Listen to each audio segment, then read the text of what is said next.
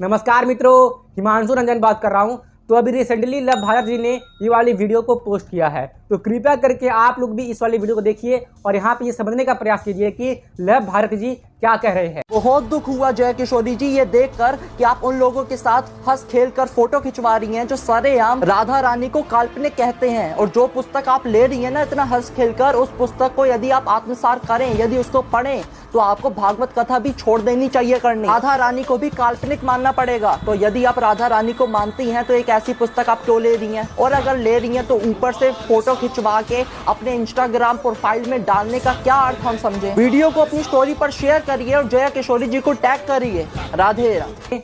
हाँ, तो इस वीडियो में लव भारत जी ये कह रहे हैं कि जया किशोरी जी ने गौतम खट्टर जी के साथ फोटो खिंचवाई है और साथ में गौतम खट्टर जी उन्हें एक पुस्तक दे रहे हैं जिसका नाम है सत्यार्थ प्रकाश, जो कि स्वामी दयानंद सरस्वती जी द्वारा लिखी गई है। तो यहाँ पर लव भारत जी आप जिस आक्रामक वे में बोल रहे हैं, तो यहाँ पर मैं आपको एक बात कह देना चाहता हूँ कि देखिए, बाद में कुछ भी जो डाउट होगा वो सारे डाउट क्लियर करने के लिए आप कृपया करके मुझे कांटेक्ट कर लीजिए। हम दोनों मिल करके बातें करेंगे और सारे डाउट को क्लियर करेंगे। यहाँ पर कोई द्वेष रखने वाली बात नहीं है। तो मुझे यहाँ पे आपकी एक बात अच्छी नहीं लगी, इसलिए मैं ये वीडियो बना रहा हूँ जिसके माध्यम से मैं आपके साथ भी थोड़ा विचार परामर्श कर पाऊँ, ऐसा भी अवसर मिले, ऐसा मैं सोच भी रहा हूँ, तो इसलिए मैं ये वीडियो बना रहा हूँ। तो मेरी आप बात को समझने का प्रयास करिए। देखिए, सबके अपने अपने विचार हैं और हम सबको सबके विचारों का सम्मान करना चाहिए। हाँ, बस हमें ये बात को ध्यान में रखना चाहिए कि किसी के विचार से किसी की हानि नहीं होनी चाहिए। अगर किसी के विचार से किसी भी चीज़ की या किसी भी तरीके से किसी की भी भावना की या किसी भी चीज़ की हानि नहीं हो रही है तो उस विचार का सम्मान करना हमारा कर्तव्य बन जाता है। हाँ, और अगर किसी के विचार से किसी की हानि होती है तो इस बारे में हमें विचार परामर्श जरूर से ही कर लेना चाहिए। तो यहाँ पर मैं आपको बात समझाना चाहता हूँ कि जो स्वामी दयानंद सरस्वती जी है, उन्होंने आर्य समाज की स्थापना की और आर्य समाज ने हमारे देश भारत के लिए बहुत कुछ किया है और आज भी कर रही है। आप ये कह सकते हैं कि जो सनातन धर्म आज जीवित है और सनातन धर्म को जीवित रखने का जो सबसे बड़ा प्रयास हो रहा है उसमें से बहुत बड़ा योगदान आर्य समाज भी दे रही है और बहुत पुराने समय से दे रही है, शुरू से देते आई है। नमस्कार मित्रों, हिमांशु रंजन बात कर रहा हूं। आज मैं आपसे ये प्रश्न पूछता हूं कि 1947 से पहले जब हमारा देश भारत अंग्रेजों का गुलाम था तो उस समय ऐसे कौन महापुरुष व्यक्ति थे जिन्होंने घूम घूम कर लोगों को जागरूक किया कि तुम सब लोग अंग्रेजों के गुलाम थे? ऐसे वो कौन से व्यक्ति थे जिन्होंने भारतीयों के अंदर अंग्रेजों के विरुद्ध क्रांति की भावना को उत्पन्न किया? ऐसे वो कौन से पहले व्यक्ति थे जिन्होंने भारतीय लोगों को अंग्रेजों के खिलाफ लड़ना सिखाया था? तो आप में से अधिकतर लोग बोलेंगे वो महात्मा गांधी थे या फिर वीर सावरकर थे या फिर कोई बोलेंगे मंगल पांडे थे। लेकिन यदि मैं आपको वास्तविक रूप में सच बात बताऊं तो वो सबसे पहले महर्षि दयानंद सरस्वती जी ही थे जिन्होंने भारतीय लोगों के मन में ये भावना डाली कि तुम सब लोग अंग्रेजों के गुलाम थे। वो महर्षि दयानंद सरस्वती जी ही थे जिन्होंने भारतीय लोगों को अंग्रेजों के विरुद्ध खड़ा किया। वो महर्षि दयानंद सरस्वती जी ही थे जिन्होंने आर्य समाज की स्थापना की। और दोस्तों, आप विश्वास नहीं करेंगे कि हमारे देश के जितने भी महान क्रांतिकारी रहे वे आर्य समाज से ही प्रेरित थे। भगत सिंह का पूरा परिवार आर्य समाज से प्रेरित था। यहाँ तक कि भगत सिंह के पिताजी और चाचा जी आर्य समाज से प्रेरित होकर हर दिन अपने घर के आंगन में भारत की स्वतंत्रता के लिए हवन किया करते थे। भगत सिंह स्वयं आर्य समाज से प्रेरित थे। राजगुरु, सुखदेव, चंद्रशेखर आजाद, लाला लाजपत राय, वीर सावरकर, ये सब लोग आर्य समाज से प्रेरित थे। जरा दोस्तों, आप इस बात को समझने का प्रयास कीजिए। चंद्रशेखर आजाद जी को, भगत सिंह को अंग्रेजों ने बहुत ही लुभावने वाले ऑफर दिए थे। भगत सिंह को यह तक कहा गया था अंग्रेजों के विरुद्ध क्रांतिकारी भाषण को नहीं कहते हैं तो आपको बहुत ही सुख सुविधाएं दी जाएंगी। ऐसे कई सारे भारतीय क्रांतिकारी थे जिनको अंग्रेजों ने अपने अंडर रखने के लिए बहुत सारे लुभावने वाले प्रलोभन दिए थे, पर उन्होंने अंग्रेजों के किसी भी प्रलोभन को स्वीकार नहीं किया और कहा कि ये देश हमारा है, हम इस भारत की मिट्टी से है और हम इस अंग्रेजों से भारत देश की स्वतंत्रता चाहते हैं। उन महान क्रांतिकारियों ने अपनी जीवन की सारी सुख सुविधाओं को त्याग दिया ताकि वो भारत देश में अंग्रेजों के विरुद्ध क्रांति ला सके,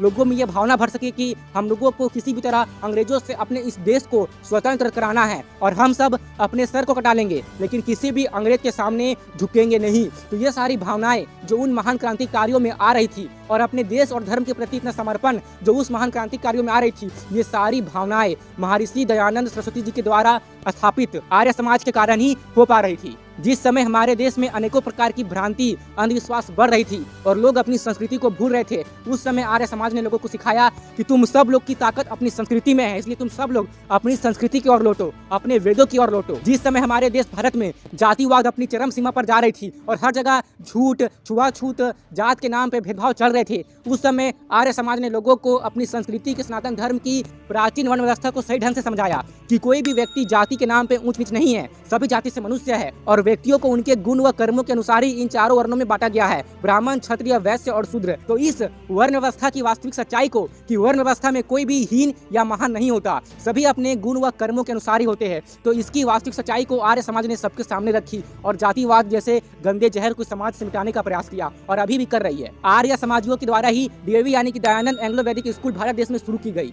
और मित्रों, आप इस बात को मान सकते हैं कि यदि अगर आज हिंदुत्व जिंदा है और सनातन धर्म का प्रचार हो रहा है, हर जगह वेद और यज्ञ हवन की संस्कृति को फैलाई जा रही है, तो इसमें आर्य समाज का बहुत ही बड़ा योगदान है।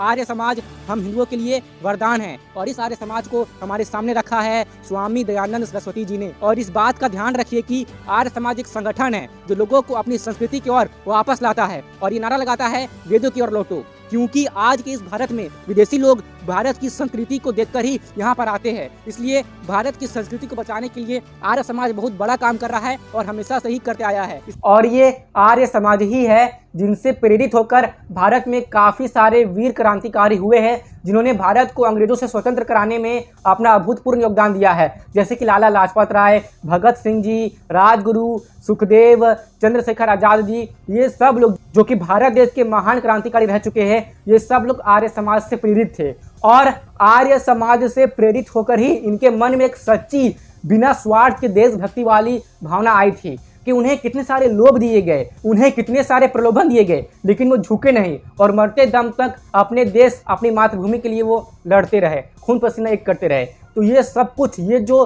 शक्ति है, ये जो सहनशीलता है और भारत देश के लिए अपनी मिट्टी के लिए इतना समर्पण, इन लोगों में आर्य समाज से प्रेरित होकर ही आई थी। तो आर्य समाज ने नो डाउट काफ़ी ज़्यादा योगदान दिया है और दे भी रही है। हाँ, और ये बात है कि जो आर्य समाज का जो दृष्टिकोण है वो ज़्यादा करके वेदों की तरफ है।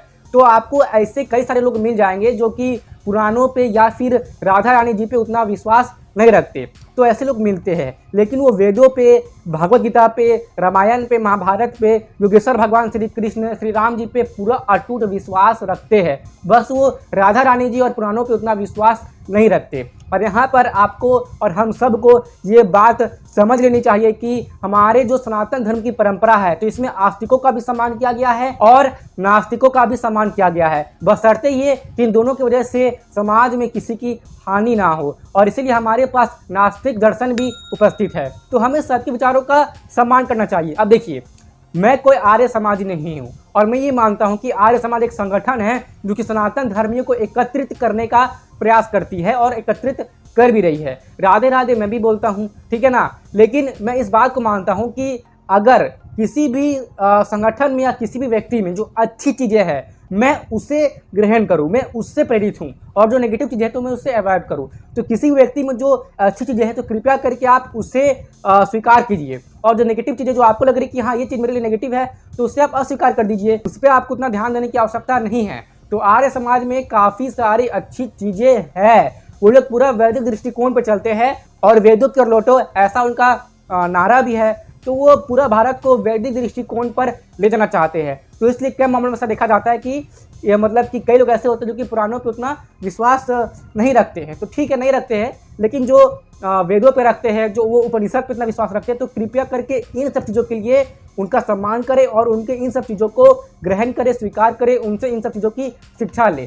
और गौतम खट्टर जी भी यही काम कर रहे हैं। वो पुराणों की बात उतना नहीं करते हैं, लेकिन वो उपनिषदों की, रामायण की, महाभारत की, श्रीमद् भगवद गीता की, दर्शनों की बात, वेदों की बात जरूर से करते हैं, और ऐसा होना भी चाहिए। वेद का ज्ञान भी आवश्यक है और पुराण का ज्ञान भी आवश्यक है। तो जहाँ से आपको वेद का ज्ञान मिल रहा है आप वेद का ज्ञान लीजिए, और जहाँ से आपको पुराण का ज्ञान मिल रहा है आप पुराणों का ज्ञान भी लीजिए, बशर्ते ये कि आप जहाँ से भी ज्ञान ले रहे हैं वो शुद्ध हो और मिलावट बिल्कुल भी ना हो।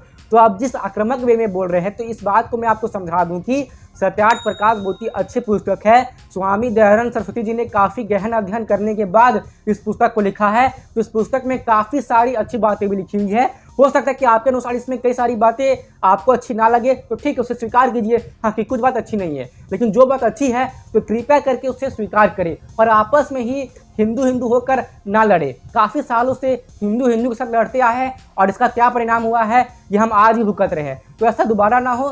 सबके अपने विचार है, सबके विचारों का सम्मान कीजिए और जो आपको सही लगे उसे ग्रहण कीजिए और जो सही ना लगे उसे ग्रहण ना कीजिए। और जहाँ से आपको चीज़ के बारे में सही लगता है आप उसे वहाँ से ग्रहण कर लीजिए, ठीक है ना। मुझे किसी से कोई बैर नहीं है, मुझे किसी से कोई द्वेष नहीं है। बस मैंने आपकी वीडियो देखी जहाँ पे आप जिस तरह से आक्रामक वेग में उस किताब के बारे में बोल रहे थे तो वो मुझे अच्छी नहीं लगी, क्योंकि वो किताब काफ़ी अच्छी है। सत्यार्थ प्रकाश सभी को पढ़ना चाहिए, ऐसा मैं मानता हूँ, ठीक है ना। और ये बात तो सबकी अपनी अपनी विचारधारा है कि किसे क्या मानना है क्या नहीं मानना है, बस तो सही चीज़ों को माने।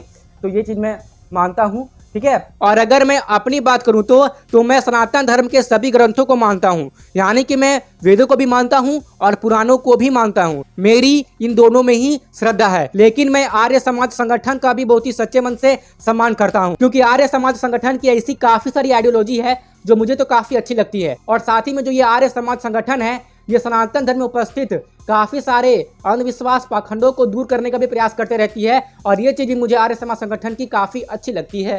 और ला भारत जी, मेरी और आपकी उम्र में उतना अंतर नहीं है। मैं जानता हूँ हम दोनों भाई हैं। आप भी सनातनी हिंदू धर्म से आते हैं, मैं भी सनातनी हिंदू धर्म से आता हूँ, तो हम दोनों भाई हैं। अगर कुछ बात है कि जो हम दोनों के विचार से टकरा रही है तो कृपया करके आइए हम दोनों मिल करके बात कर लेते हैं। अगर आप इस वीडियो को यूट्यूब पर देख रहे हैं तो कृपया करके आप मुझे इंस्टाग्राम पर कांटेक्ट कर लीजिए, और अगर आप इंस्टाग्राम पर इस वीडियो को देख रहे हैं तो कृपया करके मुझे कांटेक्ट कीजिए। आइए दोनों साथ में मिलकर बात करते हैं और जो भी विचार की टकराहट है उसे दूर करते हैं, ठीक है ना। तो यहाँ पर जस्ट हमें एक दूसरे के साथ बात करनी है और सारे डाउट को सॉल्व करना है, और हम तो साथ हैं, हम सबको साथ चलना है। अगर कोई व्यक्ति हिंदू है तो हमारा बंधु है, हमें अब से इसी मानसिकता के साथ चलना है। और अगर इसी दो हिंदुओं के बीच के जो विचार है वो आपस में टकराते हैं तो ठीक से शांति से बात करके उसे सुलझा लेना ही बुद्धिमानी है। तो मैं आशा करता हूं कि मैं जो कुछ भी कहने का प्रयास कर रहा हूं मैंने अपनी सारी बात आप तक पहुंचाई होगी। यदि आपको कुछ भी डाउट है तो आइए बात कर लेते हैं। और आप सब ने जो इस वीडियो को यहाँ तक देखा है और समझने का प्रयास किया है, आप सबका भी बहुत बहुत धन्यवाद। आप भी कृपया अपनी राय कमेंट बॉक्स में जरूर से बताएं। आइए सब लोग मिलकर बात करते हैं और जो भी डाउट है उन्हें सॉल्व करने का प्रयास करते हैं। जय श्री राम, जय भारत, ओम, जय सनातन धर्म।